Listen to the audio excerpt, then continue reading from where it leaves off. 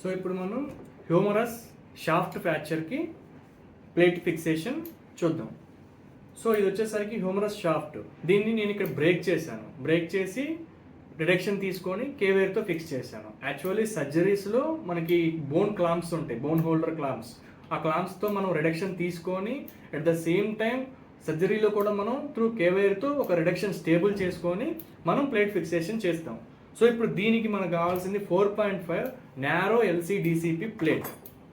4.5 narrow LCDCP plate ఈ ఫిక్సేషన్కి shaft fracture.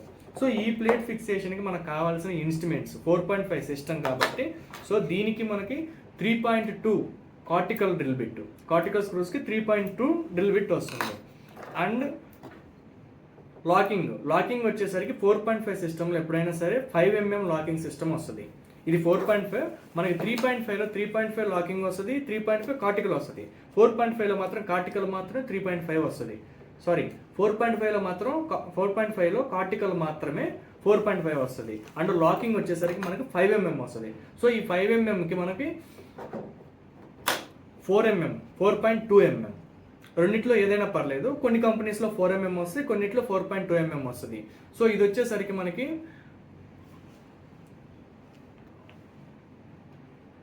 ఇది 4.2 mm drill bit, locking drill bit. So ఇప్పుడు మనం దీనికి ఇంకా కావాల్సినవి drill bits 3.2, 4.2 and cortical drill bit and torque limited drill bit and cortical sleeve and locking sleeve. ఇవి మనకి ప్రాపర్గా కావాల్సిన ఇన్స్ట్రుమెంట్స్ ఒక 4.5 LCDCP ప్లేటింగ్ ఫిక్సేషన్కి. సో ఇప్పుడు ప్లేట్ ఫిక్సేషన్ చేద్దాం. సో ఇది ఫ్రాక్చర్. సో దీన్ని మనం ఇలా రిడక్షన్ తీసుకున్నాం. సో ఇప్పుడు మనం ఈ LCDCP ప్లేట్ అనేది ఫిక్స్ చేద్దాం.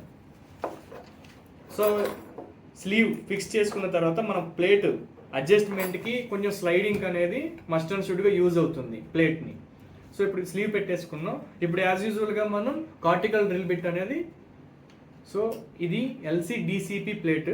LCDCPలో అంటే LCDCP locking compression and dynamic compression plate. So ఇది వచ్చేసరికి డైనమిక్ కంప్రెషన్ హోల్, ఇది లాకింగ్ కంప్రెషన్ హోల్. సో దీనికి మనం స్లీవ్ అనేది అటాచ్మెంట్, దీనికి థ్రెడ్స్ ఉంటాయి స్లీవ్కి. At the same time locking hole కూడా లోపల థ్రెడ్స్ ఉంటాయి. ఈ థ్రెడ్స్లో మనం ఈ స్లీవ్ అనేది పర్ఫెక్ట్గా ఫిక్స్ చేస్తే డ్రిల్ అనేది డైరెక్ట్ యాంగిల్లో వెళ్ళిపోతుంది. At the same time after drill screw కూడా వెళ్ళి ఆ హోల్లో పర్ఫెక్ట్గా కూర్చుంటుంది. సో ఇప్పుడు మనం ప్లేట్ ఫిక్సేషన్ చేద్దాం.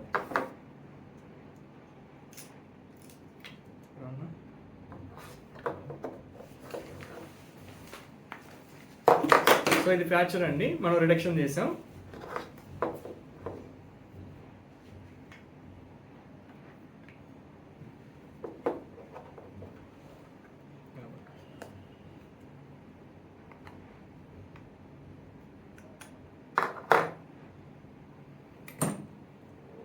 కార్టికల్ డ్రిల్ వేసుకుంటున్నాం. ఫస్ట్ మనం 3.2 డ్రిల్ బిట్ పెట్టేసుకుంటాం. కార్టికల్ స్క్రూస్కి ఎప్పుడైనా 3.2 డ్రిల్ బిట్ కంపల్సరీగా ఇవ్వాలి.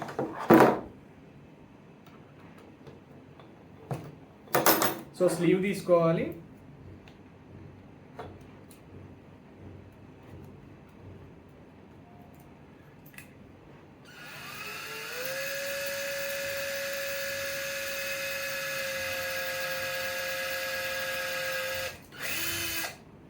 డ్రిల్ అనేది ఫస్ట్ కార్టెక్స్ నుంచి సెకండ్ కార్టెక్స్ వరకు బయటికి వెళ్ళేటట్టు డ్రిల్ చేసుకోవాలండి. సో నెక్స్ట్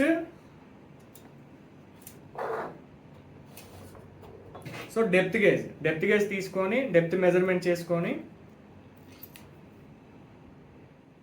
28 వస్తుంది. 28 mm లెంత్ స్క్రూ తీసుకున్నాం, కార్టికల్ స్క్రూ 28 కార్టికల్ స్క్రూ. ఇది cortical hexagonal drill screw drive.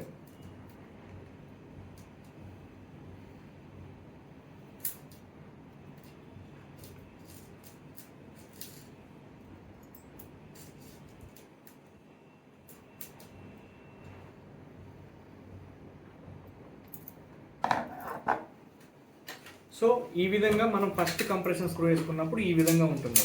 So so ఇప్పుడు మన సెకండ్ కంప్రెషన్ ఇలా మనకి షాఫ్ట్ ఫ్రాక్చర్ ఉన్నప్పుడు సెకండ్ కంప్రెషన్ కూడా వేసుకుంటే ఈ మైనర్ రిడక్షన్ కూడా, ఈ మైనర్ గ్యాప్ కూడా రిడక్షన్ వచ్చేస్తుంది. ఈ మనకు కనిపిస్తున్నటువంటి ఈ గ్యాప్ రిడక్షన్ వచ్చేస్తుంది. సో సెకండ్ కంప్రెషన్ స్క్రూ వేస్తాను.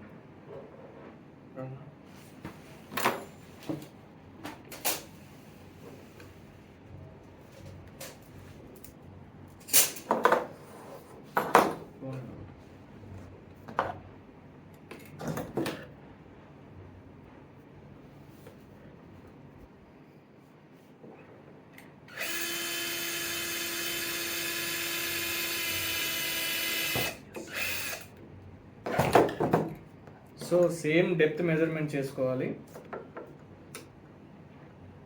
సేమ్ 28 వస్తుంది.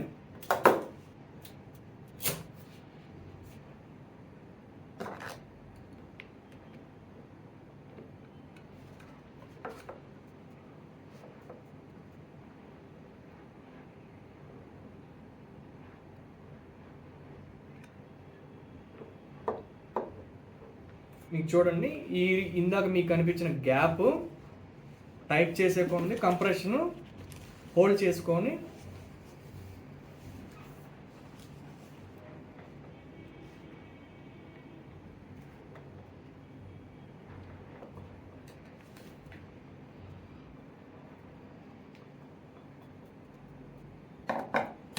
ఇలా రిడక్షన్ అయితే వస్తుంది. సో ఇప్పుడు మనం లాకింగ్, ఈ ప్లేట్ మన కంప్రెషన్ రిడక్షన్ కంప్లీట్గా వచ్చేసింది. సో ఇప్పుడు లాకింగ్ వేసుకోవాలి. లాకింగ్కి మనం లాకింగ్ స్లీవ్ తీసుకోవాలి. లాకింగ్ స్లీవ్ వచ్చేసరికి లాకింగ్ స్క్రూ 5 mm లాకింగ్ వస్తుంది. సో 5 mmలో లాకింగ్ కార్టికల్ వస్తుంది అండ్ లాకింగ్ క్యాన్సిలస్ వస్తుంది. సో ఈ షాఫ్ట్ దగ్గర ఎక్కడా సరే క్యాన్సిలస్ బోన్ ఉండదు. సో మనకి ఇక్కడ క్యాన్సిలస్ స్క్రూ వేయాల్సినంత అవసరం కూడా ఉండదు. సో ఇప్పుడు మనం లాకింగ్ స్క్రూ వేద్దాం. లాకింగ్ స్క్రూకి మనకి స్లీవ్ కావాలి. సో ఈ స్లీవ్ పెట్టాం.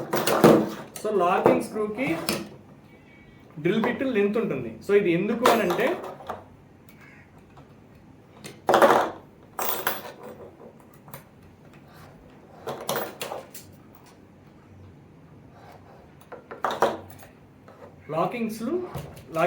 లాకింగ్ డ్రిల్ బిట్ ఇంత లెంత్ దేనికి వస్తుందంటే దీనికి సగం లెంత్ వరకు స్లీవ్ ఉంటుంది. సో ఈ స్లీవ్ నుంచి కూడా బయటికి వెళ్ళాలంటే మినిమం లెంత్ ఉండాలి. సో అందువల్ల మనకి ఇంత లెంత్ అనేది ఇస్తారు.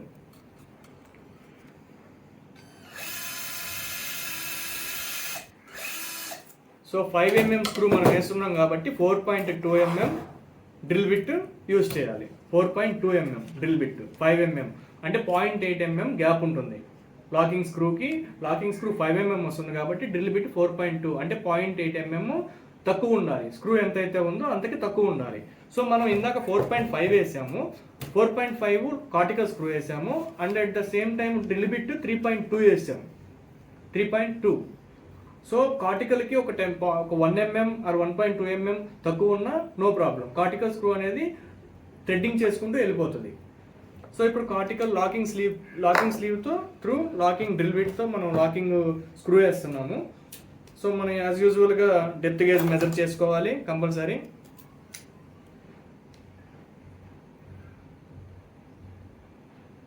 సిక్స్టీన్ వస్తుంది. 16 అంటే మోర్ దెన్ 18 వేసుకోవచ్చు అండి.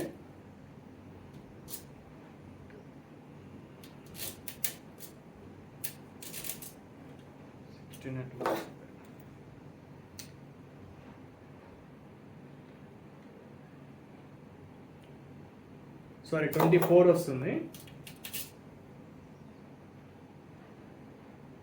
సో మనం యాజ్ యూజువల్గా టార్క్ లిమిట్ అనేది ఉంటుంది లాకింగ్కి. ఈ టార్క్ లిమిట్తో మనం ప్లేట్ని హోల్డ్ చేసుకునేంత వరకు టార్క్ లిమిట్ చేసుకున్నాక స్క్రూ కంప్లీట్గా ప్లేట్ని హోల్డ్ చేసుకున్నాక మనకు ఒక సౌండ్ అనేది వస్తుంది.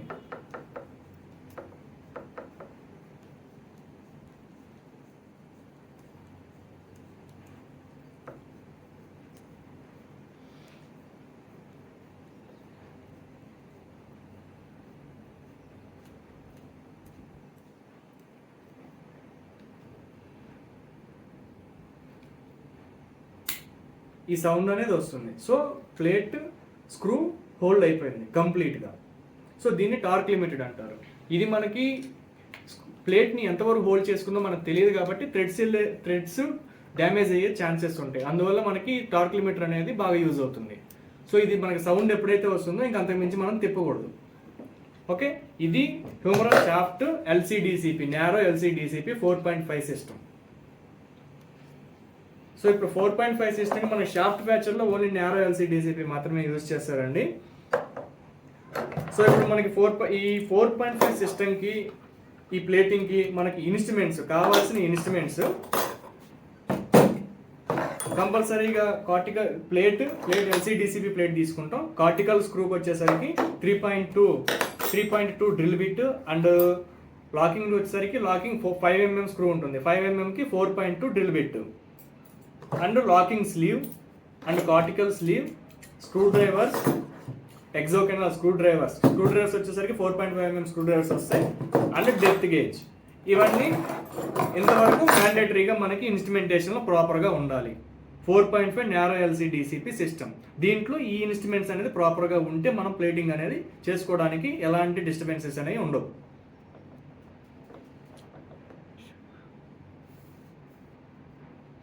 ఓకేనా?